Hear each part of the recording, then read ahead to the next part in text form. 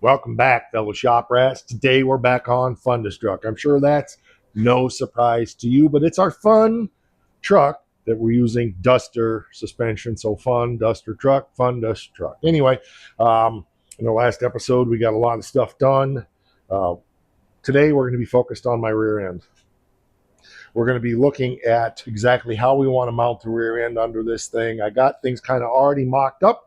I just thought we'd pick up from there and, well, let's get after it. This is stuff you can apply directly to your own projects if you're building a hot rod like this. I'm Mike, and you're watching My Car Shop.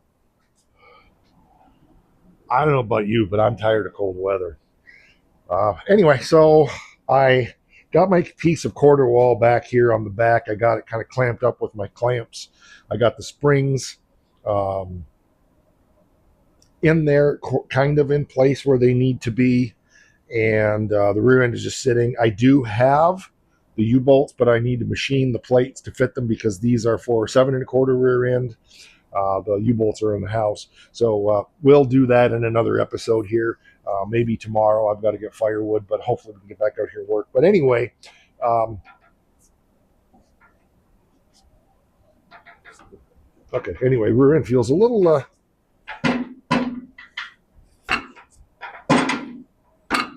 stiff. I better look at that. Anyway, that's the first I've spun that. This is a 8 1/4 rear end out of a 68 B body Mopar. I don't remember exactly what the car was. My neighbor Paulie donated it to me quite a while ago, so that's what it is. And so hopefully it's a good rear end. I guess I assumed it was. It's set up. Okay, this is going to take a brief detour. I hadn't tried that before. It's probably just stuck because it was sitting outside, but I better look at that. We're going to buzz this pinion snubber off and yeah.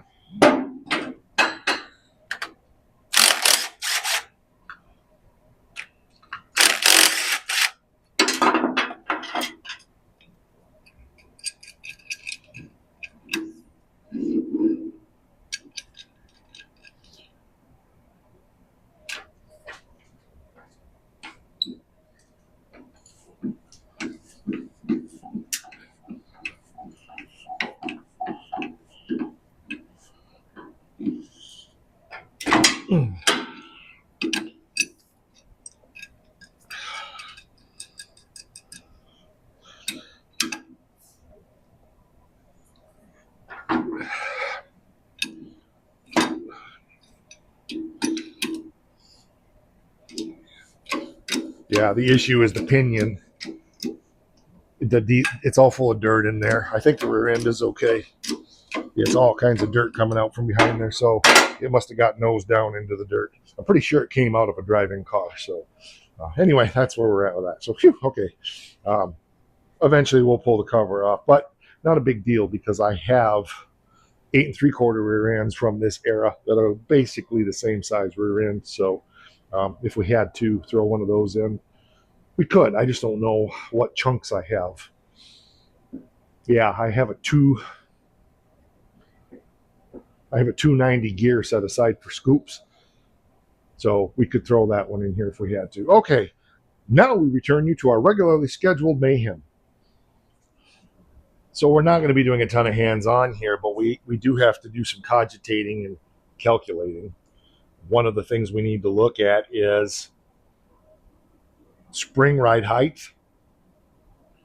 pinion angle, and how we're exactly going to mount this rear end. This front needs to go down significantly on the springs alone. The pinion is way up. It should be at 1 or 2 degrees down.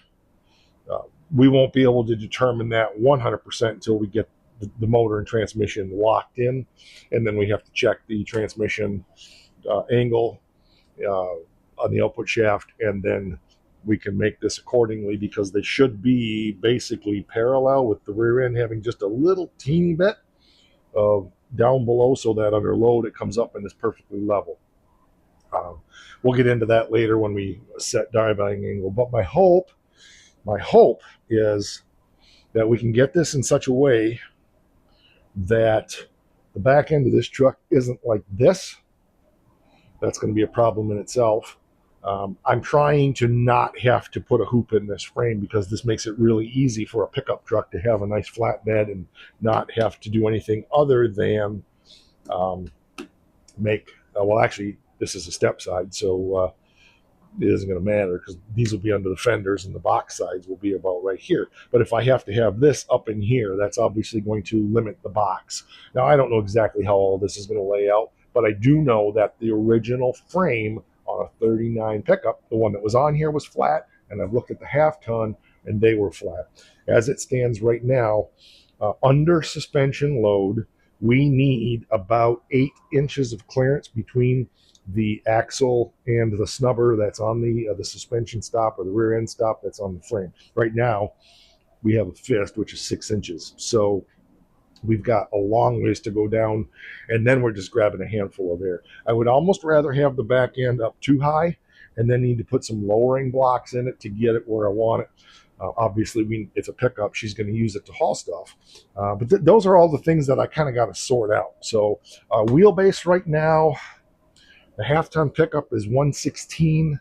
To make this drop right here, I believe this is at 117. I'm okay with that because I'm custom making the box anyway, so I can make it a 6-foot, 3-inch box if I want, or a 6.5-foot box, or I'm going to figure that out later.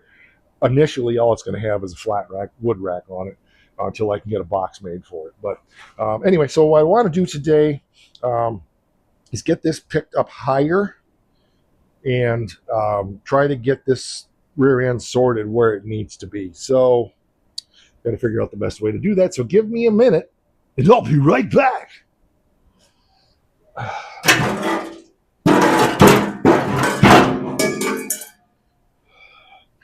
The wind is so strong out of the north. I'm getting gassed out here from the furnace, so I don't know how much longer I'm going to be able to do this, but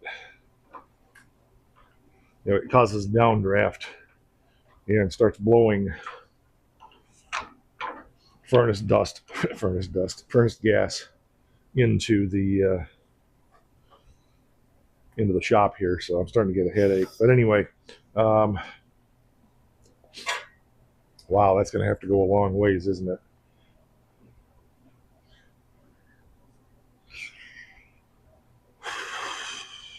So in order to, yeah, that makes sense. So in order to get this pinion angle proper, what we have to do is, come here. I'm going to step on you, so I'm going to pick you up. Okay, there, thing. What we have to do is get the back rear spring mount up higher, and that will cause the pinion to dip down, but I don't know by how much. So I think maybe our front mount here is okay. This distance here could be a little bit more, maybe, but it's not bad. But let's see if we can figure out how to raise that back up. Right now, I'm just trying to mock this up, and that's all we're about. So let's do that. I'll figure that out, and I'll get you right back here. They are spoiled. Okay, so what we've got is I think this is going to work. So that spring there is probably more accurate than this one. Yeah, I think it is. So it's tipped a little bit more. I'm grabbing a, oh, nope, that's not. It's okay. So yeah, I can see that. Here's the challenge. Okay. Until I know exactly what the motor line is. So if you draw a line through the transmission, straight through the tail shaft and out the crankshaft, okay, that's a single plane. This plane needs to be parallel. I don't know exactly where the rear of the transmission is going to be yet. I'm speculating, and I think I've got it. I'm obviously I'm grabbing a handful of air here, but I've got to make spring mounts, and I'm trying to not, if I can help it, cut the perches off of the mount, cut the perches off of the axle, and re-weld it and relocate it. I can certainly do that. That's not a problem. It's probably what's going to end up happening, but I'm trying to get it close. So what I would like to see happen is, let's say that we are there. Okay. I kind of like the feel of that. That puts this back um, in the same ballpark here. It's going to be back a little, maybe a little low. I prefer to be a little higher, but again, I've got to allow for this travel here, and with a loaded the weight of the truck on it, it needs to be about 8 inches between the rubber stop that goes here. So there's my tapeworm. So we should be freed at, we're at 9 inches right now with no weight on it at all. So um, there's a couple different ways we could do it. Um, just drop it down a little bit more. This is why we're doing this. Okay, I want you to see the thought processes and what I'm going through. And some of you may say, well, Mike, it's obvious. It's very simple. You're going to need to just, maybe I'll land there, maybe I won't. Remember, I don't always do things the way that everybody says to do them. But you see the constraints that I'm trying to work in is I don't want to have to hoop the frame or C-notch the frame. I can't C-notch this frame. It's too small. I mean, I could, but I'd rather not. The maximum strength is right here. So I don't want to have to, put a typical thing in there because then that's going to interfere in my box, and I don't want that. And this is going to be used as a truck. I don't want to end up with my front spring mounts down, a foot or more below. This actually isn't too bad here. So, but I'm thinking the way that I know the motor is going to be in there, the pinion is a little high.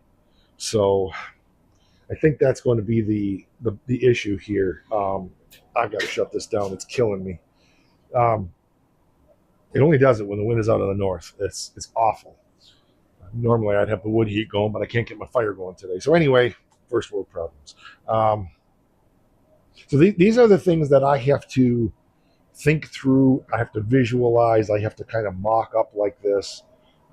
It's not sexy work. It's not. But if I'm going to share a build, then I'm not sharing all of this stuff with you through the whole build, but I've got to share it with you, or you're not really. Otherwise, it just becomes watch Mike build stuff, and you don't understand the engineering and the thinking that goes behind it, the way things need to be. So, man, not liking that at all. We're getting some serious blowback. Shut that baby down. That's why I'm smelling it, because the fire's out. So the little blower in the heat chamber is not blowing. Whew. Anywho, oh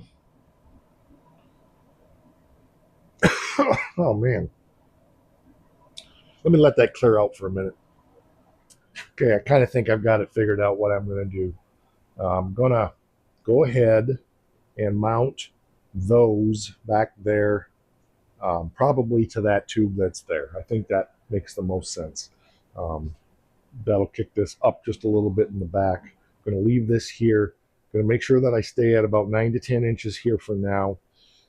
If that is not enough, then what I'm going to do, if I don't have the clearance in here that I want, I'll just add another leaf in here probably, and that should give us enough stiffness and so forth. So the number we really want is, like I said, I think I said 8, but I think the duster is actually 6. So it's I mean, she's not going to be hauling firewood in this thing or anything. It's just for her to run around and run to the farm and get stuff and that kind of stuff. So we may end up having to modify something later, but I think that makes the most sense. So I need a 4-inch piece here, 4 inches wide by 10, let's say, down. I think that's what it was. Yep, 4 by 10. Whether I use a piece of plate, maybe, I don't know. Maybe I could use like some of this plate. I've got more of that.